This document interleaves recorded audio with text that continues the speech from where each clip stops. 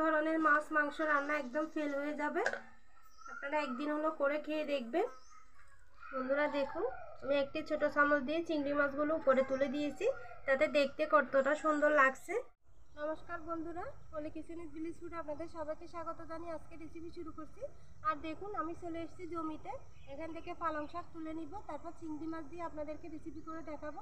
অবশ্যই পুরো ভিডিওটি দেখবেন, আশা করি ভালো লাগবে। তো দেখুন বন্ধুরা, কি সুন্দর পালং শাক হয়েছে। এখান থেকে এখন কিছুটা শাক তুলে নিব।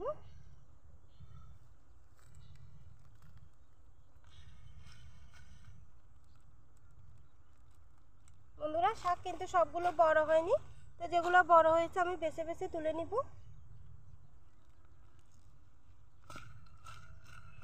বন্ধুরা, শাকের মধ্যে জল দেওয়া হয়েছে বলে দেখুন কাদা সহ উঠে যাচ্ছে।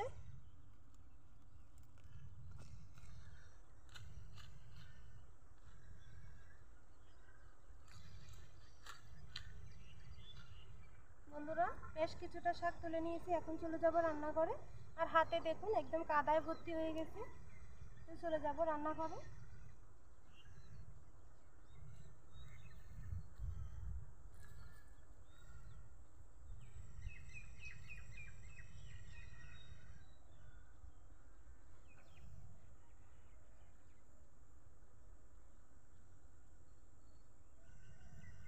বন্ধুরা, পালং শাক তুলে নিয়ে রান্নাঘরে চলে এসেছি।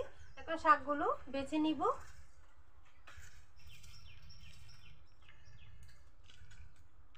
এরকম ফাঁকা পাতাগুলো ফেলে দিব।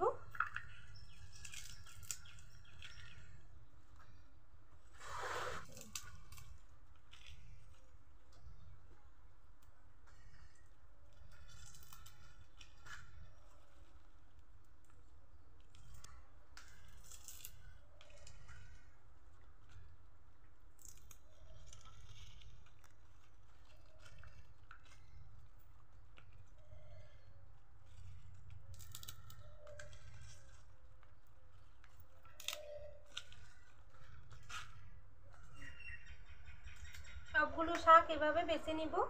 বেছে ভালো করে ধুয়ে নিতে হবে, যেহেতু শাকের মধ্যে অনেক কাদা আছে।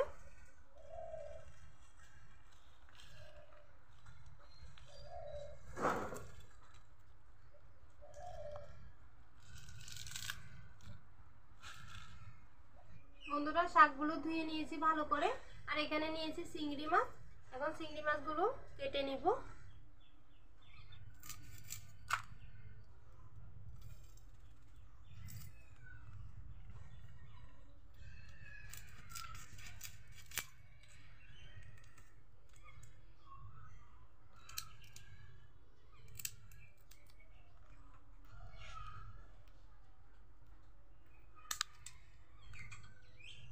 বন্ধুরা দেখুন, মাথার দিকে ময়লা থাকে, কিছুটা ময়লা, এগুলো ফেলে দিতে হয়।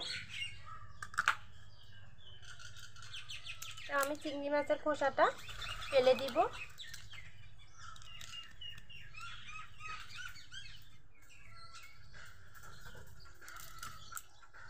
বন্ধুরা, আপনারা চাইলে খোসাটা রাখতে পারেন, তবে এটা সহ থাকলে খাওয়ার সময় একটু খেতে কষ্ট হয়। তবে মাথার দিকের এই খোসাটা ফেলবো না। আমি শলা নিয়েছি দেখুন।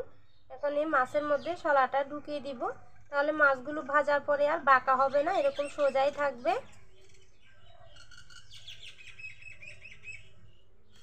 বাকিটা এভাবে ভেঙে দিব। দেখুন, এভাবে আমি সবগুলো মাছ কেটে নিব।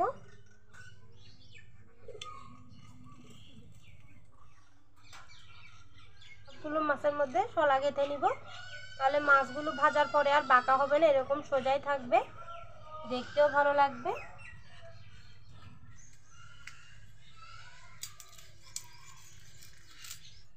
চিংড়ি মাছগুলো কেটে আমি ভালো করে ধুয়ে নিয়েছি। এখন শাকগুলো কেটে নিব, বড় বড় করে কেটে নিব। এগুলো ভাপিয়ে নিব।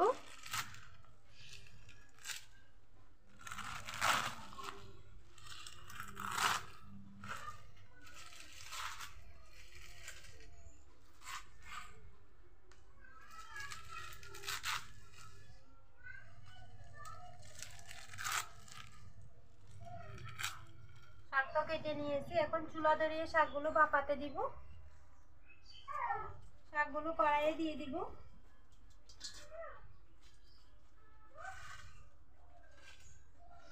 কিছুটা জল দেওয়া যাবে না, জল ছাড়া ভাপিয়ে নিতে হবে। ভাপাতে ভাপাতে দেখবেন শাক থেকে কিন্তু কিছুটা জল বের হবে। কিছুটা লবণ দিয়ে দিব, ঢাকা দিয়ে শাকগুলো ভাপিয়ে নিব। বন্ধুরা দেখুন শাকগুলো ভাপানো হয়ে গেছে, আর ঢাকা দিয়ে রাখাতে দেখুন কতটা জল বেরিয়েছে। এভাবে লবণ দিয়ে ভাপিয়ে নিলে শাক থেকে অনেকগুলো জল বের হবে, এক্সট্রা জল দিতে হবে না। এখন তুলে নিব।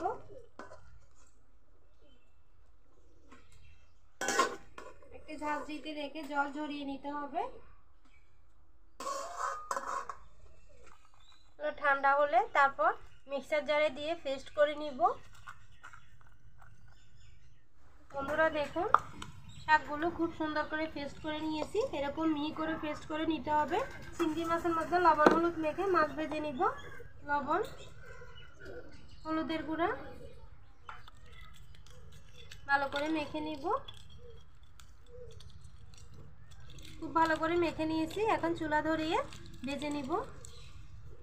আমি কড়াইয়ে তেল গরম করে নিয়েছি, আর মাছগুলো ভেজে নিব।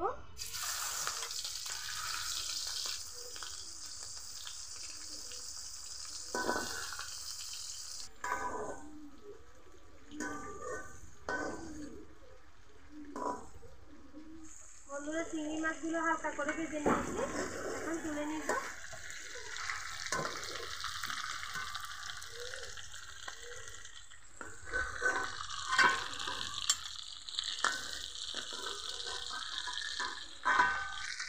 দেখুন এরকম হালকা করে ভেজে নিলে মাছের স্বাদটা ভালো আসবে। আর কিছুটা তেল দিব, আর দেখুন তেলের মধ্যে ফেনা চলে আসছে।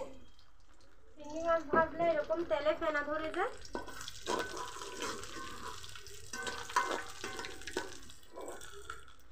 দিব পেঁয়াজ কুচি, টমেটো, দিব গ্রেট করা রসুন, ভালো করে কষিয়ে নিব। মতো লবণ দিয়ে কষিয়ে নিলে টমেটো খুব সহজে গলে যাবে।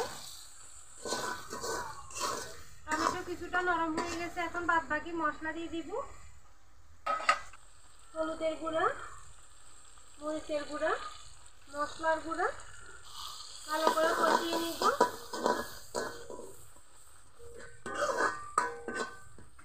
টমেটো একদম গলে গেছে, দেখুন মশলা ভালো করে কষিয়ে নিয়েছি। এখন বেটে রাখা শাকগুলো দিয়ে দিব।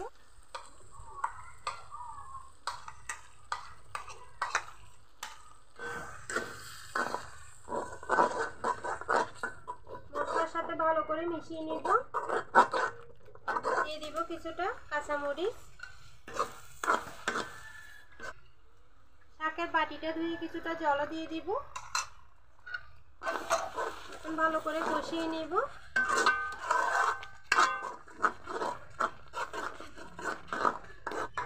বন্ধুরা এইভাবে পালং চিংড়ি রান্না করলে অসাধারণ লাগে খেতে।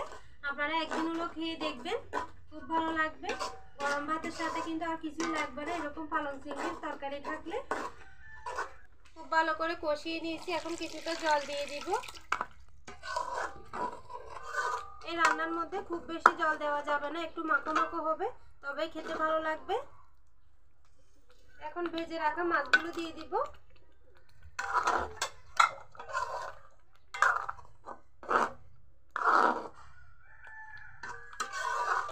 ঢেলে মিশিয়ে নিয়েছি, ঢাকা দিয়ে কিছুক্ষণ রান্না করে নিব।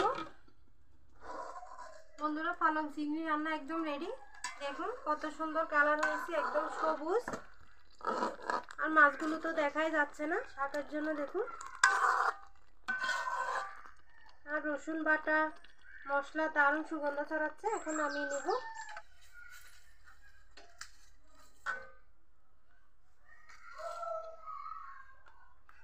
প্লেটে তুলে দেখাবো।